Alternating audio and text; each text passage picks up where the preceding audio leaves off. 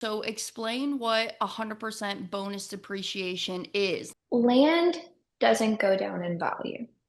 So it's only on the real estate.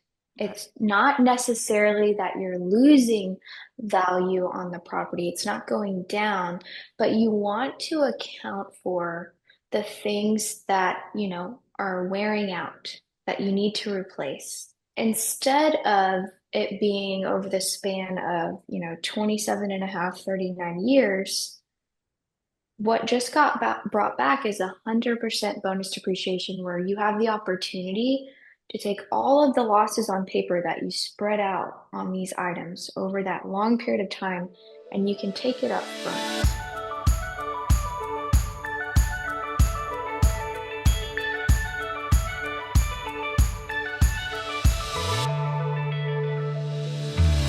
Hello, Money Multipliers. Welcome back to another episode of the Money Multiplier podcast. I'm your host, Hannah Kesler, and we ask ourselves, do our dollars make sense? So I'm really excited to be back on the mic. I know I took that break off of the summer, but I have some really fun and exciting guests, and specifically my women guests. Let me tell you, I'm excited to see and talk to a lot more of my women entrepreneurs and just kick-ass individuals that are coming in and just sharing their knowledge as well. And I got to update y'all on this too. So it all comes back to like training, because what I've been doing this week is talking to a lot of different CPAs and just trying to find a different home for what I'm personally doing with my tax strategies. Because that's the thing. I mean, a lot of these CPAs, they have like 500, 1,000 clients. And then, you get on as like a new client with them. They're going to make all these promises to you. Yeah, yeah, yeah. We're going to help with your tax strategies, but they don't help with my tax strategies. All they want to do is just file for me. And I'm like, guys, I need the support. I need the help. So luckily now I'm kind of getting into different masterminds and trainings to learn more. So then I can bring the knowledge back to y'all and you guys can incorporate it into your own lives. So thinking about training, I got to tell you too, on my personal side, Monroe right now, she's one of my kitty cats if you're new here. So Monroe is on harness training right now because my van is going to be done this month of September. I'm going to go to Vegas, go pick it up. And both of the kitty cats are going to come and travel around with me, because prior to that, it was just Daisy coming with me. But now Monroe's going to hit the open road with Daisy and I. And, you got to get them out. So what I do is I put the harnesses on them and I take them on walks every single evening. So it's been going really, really good. But it just kind of had me thinking, hey, it's important to get back to training and just learning something new. And that's why, as well, I have Miranda on as my guest today. And Miranda and we kind of go back, so she is actually one of my close personal girlfriends, and she's a rock star mom. She's a powerhouse real estate investor and realtor, and someone who knows how to turn tax strategies into real wealth. So, Miranda, welcome to the show, girlfriend. Hello. I can just picture you walking your cats on the beach right now. Like, that is so funny to me. No, but this episode is one of those episodes that makes you realize how important it is to find a good CPA. Mhm. Like, they are worth their weight in gold. And I'm doing the same thing. This week I found a new one. I don't know if I can tell you all about it, because when you find a good one, you can't let them get a ton of clients. But there's a few, so if anyone watches this and, wants to hear about what CPAs in their area are good, I'm in Florida. I can link you with a few I know of, to really help you utilize what we're going to talk about today, Yeah. because Yeah. it's important. Um, And but honestly, yeah, this whole conversation just came about because Miranda and I were texting. She sent me this voice memo, and you probably get really creative, like in the early mornings and late evenings, like myself too, because that text came through at like 7:30 in the morning. you got yeah, I'll listen to a podcast on the way into the office and I'll just be on fire. And I'm like, Yeah. oh, well, what if we could do this? And it was a podcast by David Green. I love him. He drops so many knowledge bombs and like cuts it straight. And it was about bonus depreciation. And Hmm. I was like, people do not understand like how powerful that is. If you're in sales, kind of like a high earning W-2 1099, you can utilize that to take your passive losses in your real estate rental properties and make them active. And that's so powerful because that means money back or less money taken from you in taxes, potentially. Yeah. Yeah. And Well, talk to me about this. Okay, so let's just nerd out for a second. So, explain what 100% bonus depreciation is. And I know you just kind of did in your words, but simplify it for like if I'm talking to like a 5-year-old, what exactly is it? oh, well, it's essentially land doesn't go down in value. So it's only on the real estate. Okay. It's not necessarily that you're losing value on the property. It's not going down, but you want to account for the things that, are wearing out that you need to replace. So it's the wear and tear, and it's kind of what you put on paper, like, oh, the stove's going to be gone in a few years. Oh, the furniture needs to be replaced. And instead of it being over the span of, 27 and a half, 39 years, what just got brought back is 100% bonus depreciation, where you have the opportunity to take all of the losses on paper that you spread out on these items over that long period of time, and you can take it up front. Mm-hmm. And it's for those years, and we all have good years, lower years, where we're making more money. And maybe this is the year you buy a rental property when you talk to your CPA, the good one that we hopefully you can find.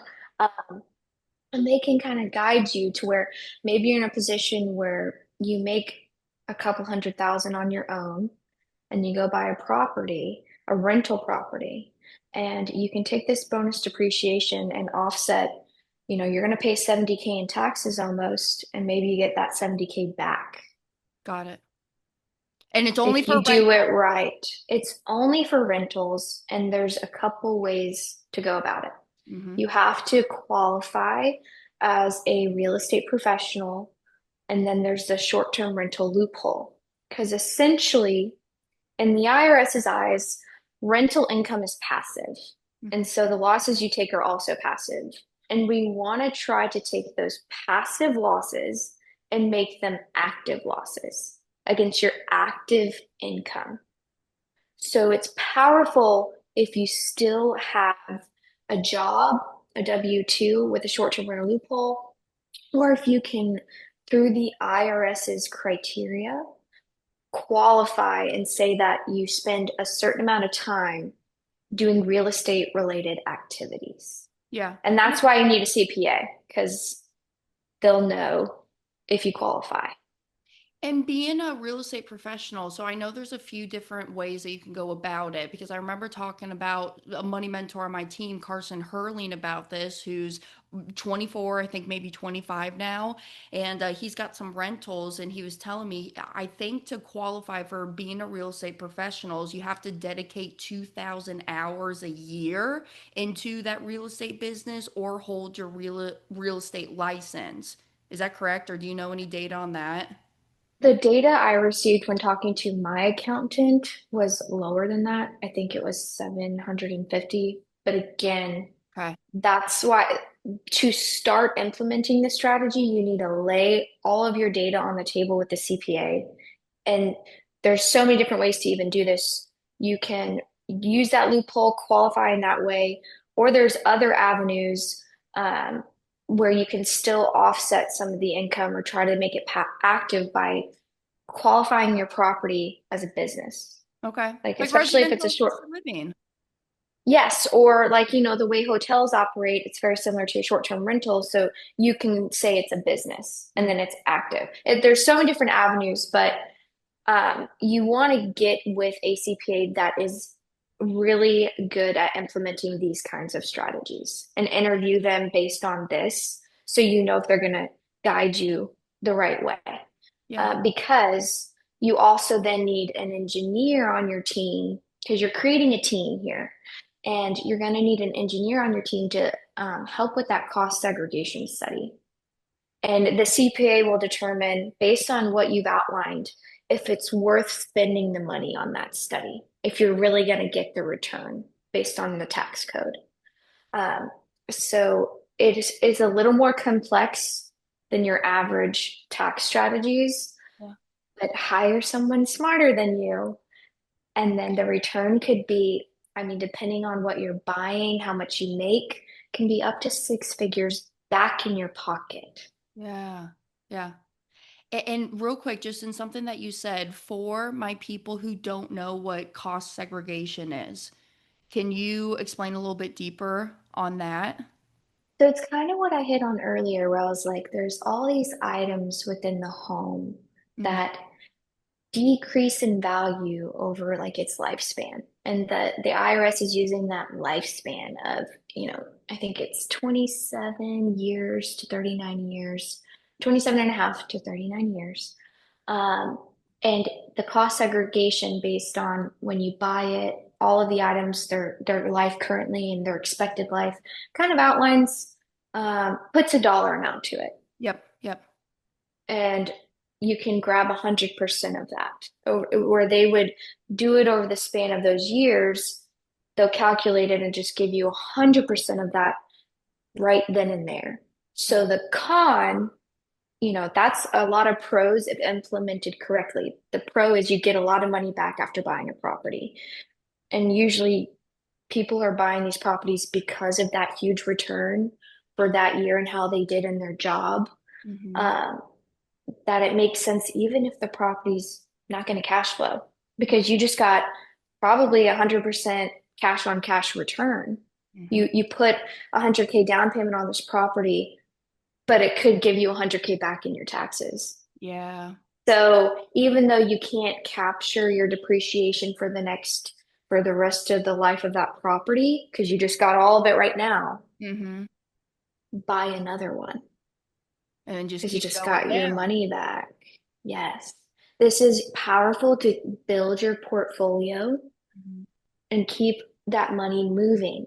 And then when I was thinking about that, I was like, ding, ding, ding. Hannah, Hannah, what if we take that money and you put it in your own banking system? Hmm. That's it. And and then that's compounding. The home's getting the mortgage pay down. That's building equity and just in tax-free strategy all around. Yep. Like so powerful. And then what I would tell my folks to do is take that tax back money, do a dump in inside of that policy, because let's use a number, let's say it's $100,000, and a lot of people will say, well, Hannah, I can't just do $100,000 every single year. I mean, honestly, I think if you implement this strategy of, just to put a word on it, like stair stepping my cash into these different rental properties, I think you can. But even if you can't, you can always design a policy year one to do a dump in, and then year two, drop down those premiums to a lower, ongoing, more comfortable deposit amount. Hey, if I know I can do $1,000 a month towards this policy premium, okay, design the policy year one, $100,000 dump in, and then year two, drop it down to the 1,000 monthly ongoing. And why actually a lot of my real estate investors love these dump ins is because I tell you conservatively that you have access to 90% of that dump in money immediately. So if I dump in this 100 grand into the policy, immediately I'll have access to 90, go and take that 90, and then let's just rinse and repeat, whether it is another down payment on a house or putting it towards private lending or whatever you like, know, and understand in the investment world. Now, like Miranda said, you're double dipping on that money. You're never losing out on the interest earned on it. And Yes. I also want to ask you, because this all came about, correct me if I'm wrong, within the big beautiful bill, right? Correct. Yes. So it Okay. also depends on when you're buying the property. and when you're putting it into commission, because like I bought my rental back in 2023, and I believe that was at 80% depreciation, but I just straight lined it. I didn't even know about bonus depreciation, and I didn't have a CPA that was really strategizing with me to use that. So now the game plan is to strategize on, is this going to work for me depending on my situation? I don't know, but he gave me some other ideas on maybe making it an active business and going about it that way. But again, that's why you got to talk to a CPA. I see this strategy work the best with really high income earners, whether that's engineers, aerospace, um, and then also 1099 high earners in sales, because you have so much income you really need to offset. And you potentially, you're either a single lady like myself, or you're a married couple. Maybe one of the gals, are you're managing those properties in the family while the husband's making that high income, and you're a team. This is a really great strategy for that team too. Hmm. So I Good. just I'm mentioning it to my clients because what's also piquing my interest in this is real estate is, we're in a down market right now. Yeah. Don't know where the bottom of that market's going to be. Don't know if it's going to get worse or kind of level out. But it's much better to buy real estate when it's down, just like a stock. Yeah. Warren Buffett, buy low, sell high, don't lose money. Right. And everyone likes to time the market, but just know we're towards the bottom. And the second it hits the bottom, then it's going to tick back up. So it's better to buy it on the downward trend, even if it's not basement, than buy it on the tick up. You want to sell it on the tick up. Mm-hmm. So I'm noticing everyone's like, this guy is following, the recession's Oh, coming. I know. I know. So strategize. Mm-hmm. How do you capitalize on this? By probably buying a very well-priced property, getting a lot of money back through bonus depreciation, because that strategy is now, you can implement that. We don't know when those kinds of bills are going to pass. Yeah. It's this president, this term could change next term. So how are you going to capitalize on this market, even when it's down? Hey, money multipliers, just real quick.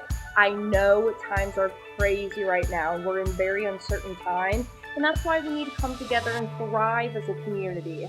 So, coming up, Denver, Colorado, October 9, 10, and 11, the Money Multiplier team, we're going to be out there hosting a live mastermind for you, my folks who have policies, want to build and strategize on the empire that you have, and for my dreamers who you haven't started your infinite banking journey yet, but you want to connect and be with the like-minded people so you know you're on that correct and right direction. So I want to see you down there. So myself, my dad, Brent Kesler, Chris Noggle, we're all going to be together in the one location. So check the link out down below for more information, or you can visit themoneymultiplier.com/mastermind 2025. I'll see y'all in Denver.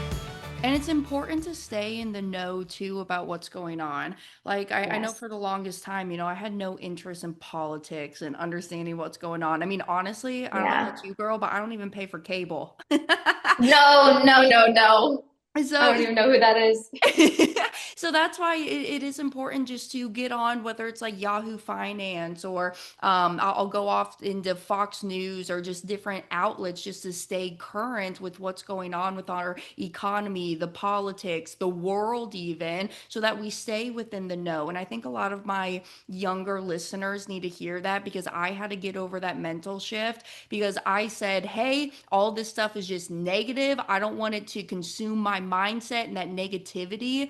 But on the other spectrum, it's important to be in the know, because as Nelson Nash has always taught me, if you know what's going on, you'll know what to do. So I can even say too, just coming into this whole tax strategies and just trying to figure out even my own tax life, is you need to take the own responsibility to understand your tax returns as well. That's something that I've been picking up more and more on. Now, given I'm like the worst of this because I'm still working with my gal to file 2023 and 2024, which I'm on her butt to do it. I would use another word, but I'm trying to keep it PG today. But it's important to look over your tax returns and understand them, understand each line item, and just really study up of, okay, well, what else could I be doing? And I think that's what's so cool about the AI and the technology that we have, because I even know people who will put like their bank statement, maybe it is a tax return, into Chat GPT and say, hey, is there something more that I could be doing here? And just let that AI take over and do it. Then people ask me, well, Hannah, how secure is that? Yeah, yeah, I get it, right? But at least I have this tool in my back pocket to help me to then further and keep expanding my portfolio of what I'm doing. And actually, that's what I was going to ask you, Miranda. If I am trying to go out there and find a really competent CPA and tax strategist, I mean, what's your advice of where I should go be looking for one? Do I plug it in the chat? Do I go to Google? What have you been doing? And that's such a good question. And what I want to make clear to like anyone who's our age or younger watching this, wanting to start getting into like more financial strategy or just bettering their life financially, is you got to start somewhere. The fact that you're even looking it up, using your chat GPT, Googling it. Well, here, listen to David Green. Listen to Lance Lambert. Listen to people who, like you said, it's not politics, it's not negativity, it's not opinion based, it's data. And it seems scary at first, but once you know it, you get comfortable. And then if you're researching on your own, you'll naturally, pull up Google, pull up your chat GPT, some strategies that you feel like you could qualify for as you're doing your research, but you're not sure because you're not the CPA. Make a list of things you're like, maybe that, maybe that, maybe that. And then when you call those accountants and you say that, and they're like, oh, I don't know, not your accountant. Yeah. Yep. And also, maybe ask somebody that maybe you look up to, and you're like, they seem like they would know the way they talk, the way they move. Ask them who their CPA is. And that's how I found mine was this other really great real estate investor that I've become friends with.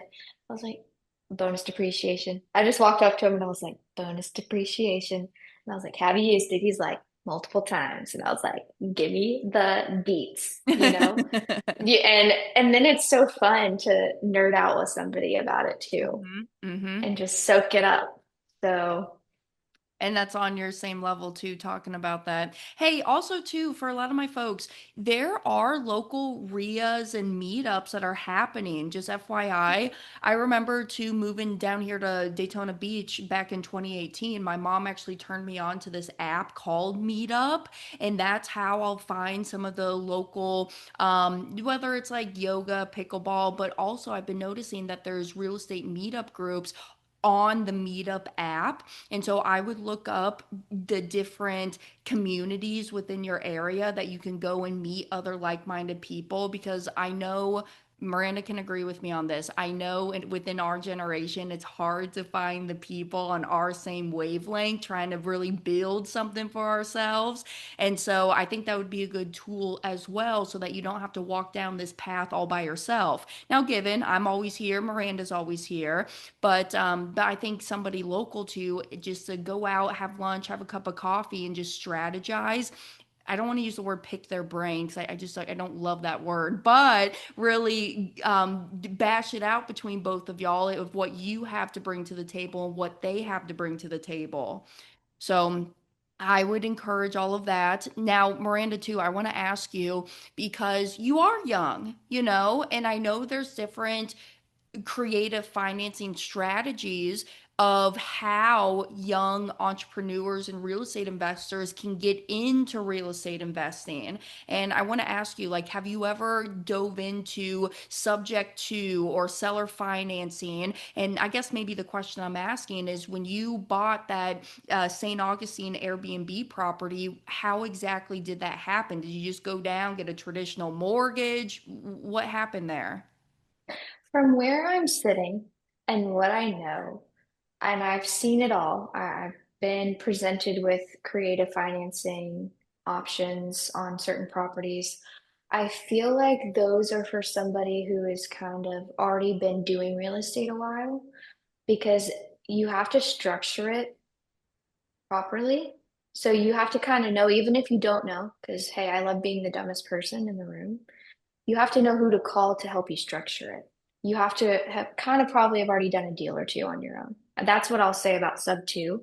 It's a little, you just have to know your risk tolerance. And if you don't even know your tolerance because you haven't even started, I wouldn't start there. You could, there's outliers out there who maybe they could start that way after you've educated yourself, go for it. But I started the way that I think most people should utilize first. And the way I bought that duplex is what I call a house hack. And this younger generation doesn't understand, and maybe they're starting to come on to this subject of like you, how affordable buying a house actually can be. Mm. Like you can get out of that rental.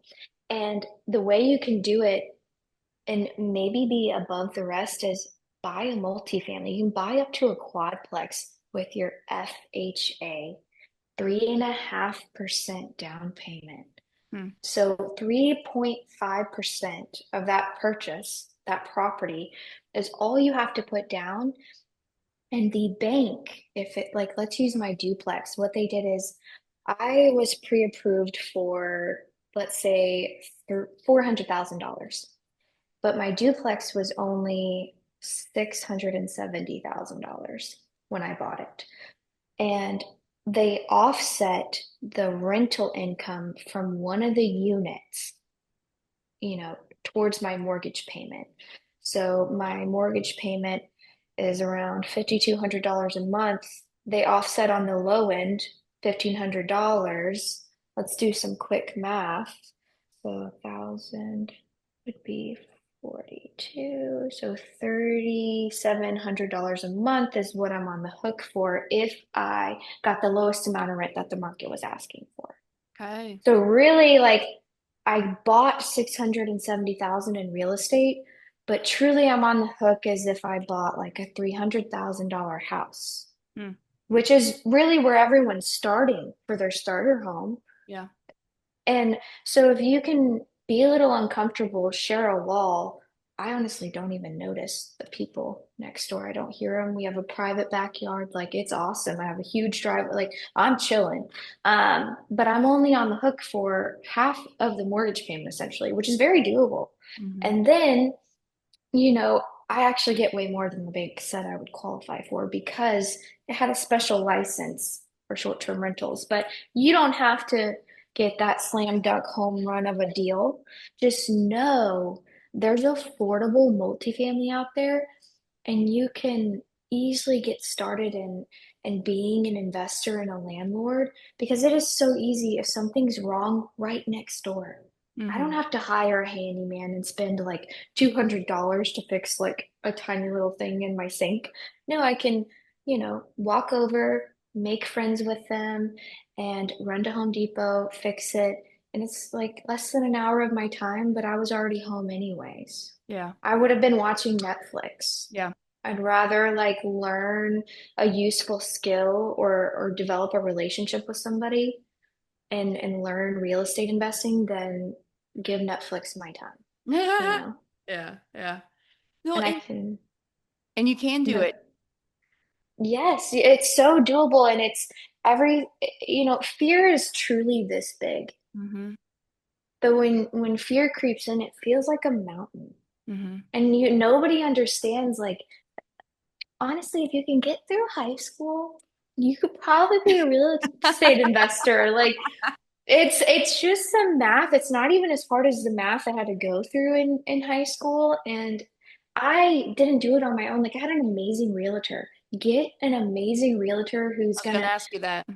walk you through those numbers and give you the connections and give you the insight and the tools. Because honestly, with all my clients, I want them to know basically what I know. I want to like coach them, educate them, and I want you to like fly away and like do it. But I'm here. Like Mhm. after you close, call me. I'll send you my plumber, my handyman, an app I'm using that's automating my business that makes it easier. Because if you do well, and you buy another one, I do well. Yeah. and we're doing well. Yep. Like, let's go, you know? I have the same philosophy within the money multiplier. That's why we have the implementation team that's free to all of our members. Because if I can truly show you how to implement and how powerful the whole life policy system is and creating a private banking system, oh my gosh, you're going to be calling me up saying, Hannah, I should have started with more premium. I want to run every dollar and penny through this policy as I can. And then you come back and you start more. And then you refer your friends and colleagues and family members. And then it's just a win win for everybody. So I just love how you designed your business at that model because it all goes back to what Chris Nagel always talks about is giving your best stuff away for free. And how I sum it up is when Dad started to bring this quote around the kitchen table. It's a Zig Ziglar quote. If you help enough people get what they want, you in return will get what you want. And so I think if you just follow that philosophy and you just lead with your heart and you're like, hey, I did the best that I could in this situation, it's all going to work out with in the end. So with that too, because I was thinking about this not too long ago because I was talking with one of my clients, his actually son is 27, going to be starting his first policy. And he was telling me about he bought his house back in 2004 in California, now given, and he bought that house for about 325,000 back at the time, give or take. It was somewhere around there. And right now he's putting it on the market and he's listing it for over $4 million. And I'm like, oh my goodness, thinking about where I'm at just within my age and thinking about the rest of my demographic, I'm like, how are we even able to buy a house at this point? I get it, inflation, costs of living, but then salaries and minimum wages are still staying stagnant. How do we really get into this? And that's why I would really encourage y'all to look into some creative financing, the house hacking, so that you really are building up an asset for yourself and taking control of your money and being able to create more of that cash flow coming in. Because, in my opinion, money makes money. I don't want to be a man at work for my money. I want my money at work for me. So, just this is very insightful, and I just appreciate you for sharing everything. Oh, this was so much fun. We could talk all day. Now, hey, I also want to ask you too, because you are a mom, and Mhm. how do you juggle the mom life and building a real estate portfolio? When you have kids, you suddenly understand how valuable your time is.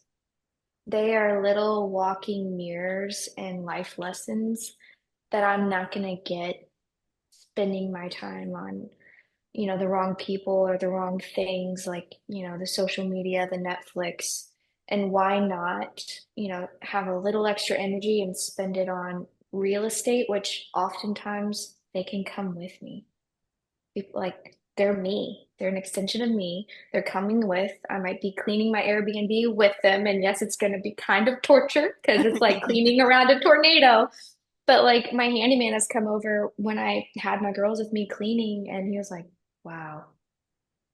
And I'm like, yeah, like this is for them. This is Hmm. to teach them you don't have to just do the standard way of doing things or what everyone else is doing. You can make it your own way. And my little besties are coming with me. Yeah, So you guys might see them at some point, but yeah, like just go do it your way. That's what's most important. it's good. And what's your vision, within your portfolio within the next 3 to 5 years? Where do you really want to see yourself? Well, I'm really, 3 to 5 years. I'll probably, with the bonus depreciation, I think I'll scale up a property or use some of that money in the meantime to increase the value of my property, because the market is down. And I think it's most important to be implementing strategies that get your money back Hmm. or increase the value of the property you do have. Because even in a down market, you could create value, and if you sell it, you'll still get more money. So I really want to maybe add on to the duplex because there's not a lot of 3-2 duplexes where I'm at, and that would be a huge value add in my area. and then maybe using the equity there or the money I save to buy the next property. I think these next few years could be a really good time to increase your portfolio, if you do it right. Yeah. Strategize it. Yeah. So No, because we're going to be talking more and more. That's definitely the direction I want to go in. Because my listeners know I love the private lending realm. It's easy. love. I'm lazy. Mm-hmm. It's passive, but Mm-hmm. it is. It's killing me on the tax side, and that's just something that and I was thinking about this too. I mean, in schools, in the school system, and this was ADD's going off, but I have my foundation and I'm trying to figure out what I want to do with my foundation instead of just giving that money to other various 501(c)(3s, which I still love to do, but what impact or footprint could I leave on this planet using my own foundation? And really, the one passion that I have is just money, the psychology of money, how we handle it, how we're taught about it. And so, like in school, I'm sitting there learning y equals mx plus b, but like I should have been learning how to write a check, how to file my taxes, and kind of using my foundation to maybe build up something and make a movement within the public school systems. Because I'm telling you, I think if people really knew this younger, we'd be farther ahead. We'd be able to live life on our own terms, because at the end of the day it's not about the money, it's about the lifestyle that I want to live. A lot of people are walking into a 9 to 5 W2 job to a talking to a manager that they just literally cannot stand, and they think that there's no other way out of this. So I think if people really have that deep desire and motivation, I would go on your own journey to create that monetary life to then be able to go and do what you want to do and live your life how you want, spend your time, your location however you want. And I think that's the biggest impact I think really people need to hear is, when was the last time that you really paused to think about this life journey and the vision that you see yourself going? Because a lot of people, I think, make it to like 65, they look back and they're like, what in the hell did I do all of these years? So time is the only resource that we cannot get back. And I just want to motivate y'all to get into the mindset of wanting to be free, leave the corporate world if that's what you desire. So, which kind of leads into my next question I want to ask you is that, is there or has there been a favorite book that has really changed your mindset about money? Oh, I mean, I was pregnant with my first daughter. Rich dad, poor dad. Because it's so digestible. It's actually pretty funny. And if you're just so new, that is Get Your Feet Wet. That's the book. And then it'll just step, step, step. You'll just keep reading more and more and more. And that just changed me completely. I love it. I love it. All right, I got three rapid fire questions for you too. What is one piece of financial advice you give to your younger self?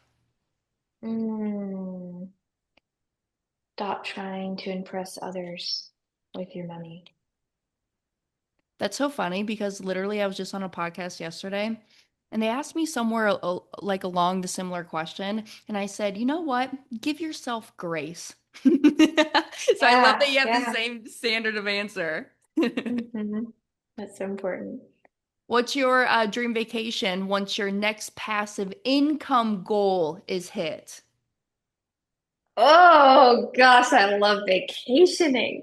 It's gotta be an island with a book and a margarita Yep. that they bring to me while I'm tanning.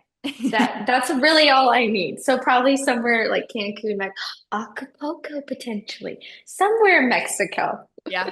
Yeah, yeah. And girly, we're gonna be in Jamaica here soon. Oh, that's right. So I'll be doing that, masterminding while vacationing. And what's one thing that people would be shocked to learn about you? Oh goodness, shocked. My first business was a crane business that I sold to Pulte Homes, if you know who that is.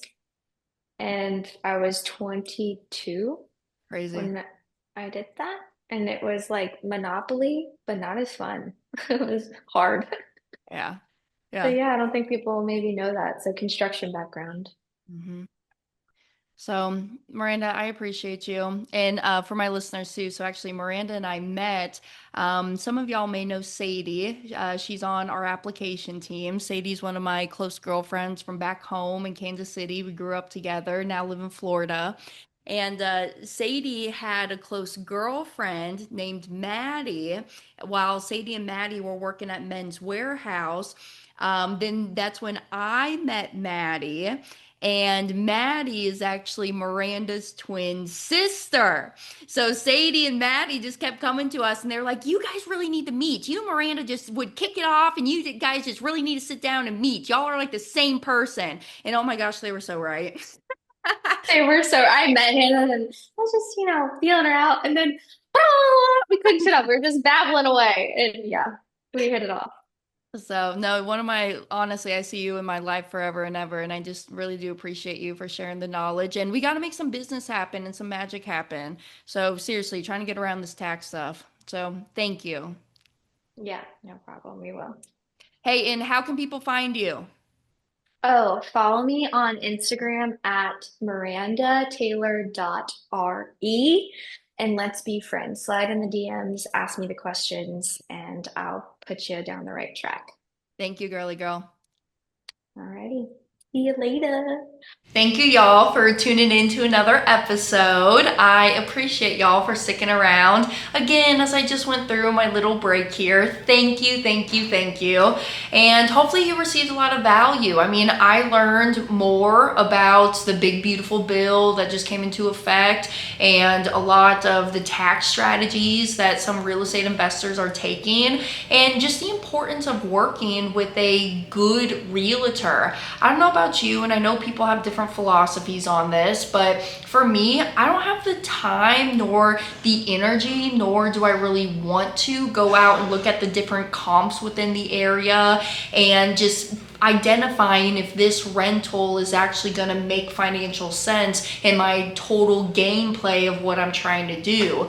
So really go out there, think for yourself, keep questioning. Miranda left y'all with a lot of nuggets and other podcasts and resources that can turn you on to just maximizing your full knowledge base before you get into different investments and asset classes. Because I know for me, getting out of private lending and going more down the road of rentals, Airbnbs, RAL, and different things, it's just good to have somebody there that this is their expertise. They do this day in and day out. So I don't have to play a big guessing game and essentially flying through a black box.